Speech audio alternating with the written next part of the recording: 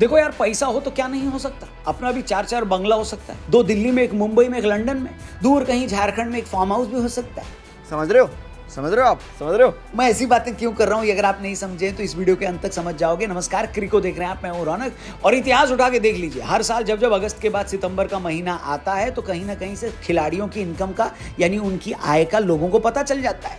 हर तरफ बातें होने लगती हैं कि किसने कितना टैक्स भरा है। वैसे मैं वीडियो शुरू करने से पहले बाबर आजम से पूछना चाहूंगा, बाबर मियां तुम भी टैक्स भरते हो? बोलो बोलो, टेल। हम डिप्रेशन में अभी हैं। वैसे डिप्रेशन में सिर्फ तुम नहीं, तुम्हारी पूरी टीम चली जाएगी, क्योंकि पाकिस्तान के 5-6 खिलाड़ी मिलाकर भी उतनी सैलरी नहीं पाते जितना टैक्स विराट कोहली अकेले भर देते हैं। गजब बेइज्जती है। वैसे बात बल्लेबाजी में हो या कप्तानी में हो या कमाई में हो, विराट के सामने बाबर का टिकना मुश्किल ही नहीं, नामुमकिन है। और सिर्फ बाबर ही क्या, क्रिकेट की दुनिया में किंग से बड़ा अमीर कोई नहीं है। अब तक तो आपको पता चल चुका होगा कि विराट इस साल सबसे ज्यादा टैक्स पे करने वाले स्पोर्ट्स पर्सन बन गए हैं। पर क्या आप जानते हैं लिस्ट में टॉप 10 में कौन कौन है? अगर नहीं जानते तो ये वीडियो आप ही के लिए है, क्योंकि इसमें हार्दिक भाऊ भी हैं, thanks to the last auction. चल।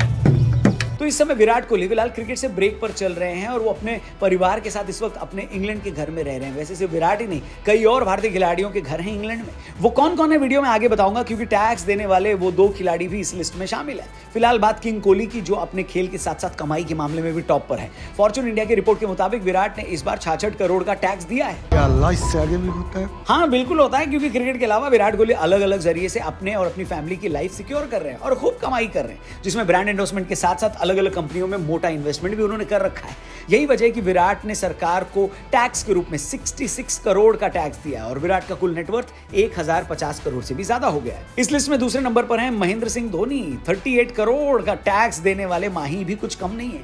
इंटरनेशनल क्रिकेट से संन्यास लेने के बाद भी उनकी कमाई रॉकेट की रफ्तार से बढ़ रही है। धोनी अब क्रिकेटर होने के साथ साथ एक अच्छे बिजनेसमैन भी बन चुके हैं। यही कारण है कि उनका नेटवर्थ 1000 करोड़ के पार पहुंच चुका है। बोले जो कोयल बाहों में। वैसे धोनी अगर 4 साल पहले रिटायर होकर सबसे ज्यादा टैक्स देने वाले स्पोर्ट्स पर्सन की लिस्ट में दूसरे नंबर पर रह सकते हैं, तो तीसरे नंबर पर 11 साल पहले रिटायर होने वाले और भगवान का दर्जा रखने वाले सचिन पाजी भी तो हो ही सकते हैं। उन्होंने, यानी सचिन तेंदुलकर ने पिछले फाइनेंशियल ईयर में 28 करोड़ का टैक्स भरा है। भारत के सबसे अमीर स्पोर्ट्स पर्सन की लिस्ट में अगला नाम सौरव गांगुली का है। भारतीय क्रिकेट के दादा सौरव गांगुली की कमाई इन दिनों ज्यादातर बिजनेस के साथ साथ ब्रांड एंडोर्समेंट और आईपीएल से होती है। रिपोर्ट्स के मुताबिक गांगुली ने इस साल 23 करोड़ का टैक्स भरा है। वहीं बात करें उनके नेटवर्थ की तो करीब 600 करोड़ के पार है। क्या आप जानते हैं सौरव गांगुली को रिटायर हुए 16 साल हो गए?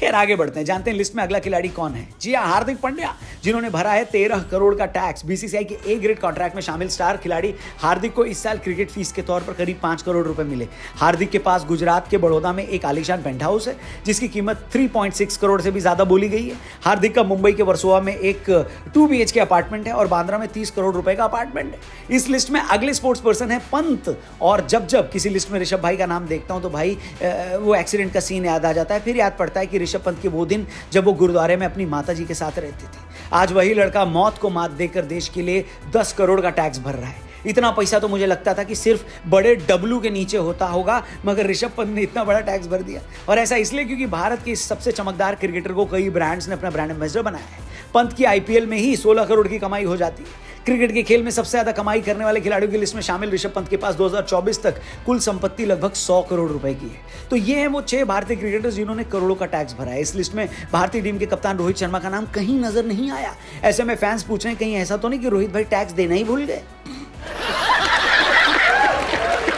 वैसे भारतीय खिलाड़ियों द्वारा जो टैक्स भरा गया है ना, अगर उसको भी एक साथ मिला लो ना, तो क्या उतने पैसे में पूरा पाकिस्तान भी खरीदा जा सकता है क्या? हेलो, ये बड़ी अच्छी बात कही आप। खैर ये बात अगर आपको अच्छी लगी तो हमें भी अच्छा लगाओ, चैनल सब्सक्राइब करके जाओ और क्रिको पर कल एक अमेजिंग वीडियो देखने के लिए फिर से आओ। थैंक यू फॉर वॉचिंग, कल मिलते हैं। जय हिंद।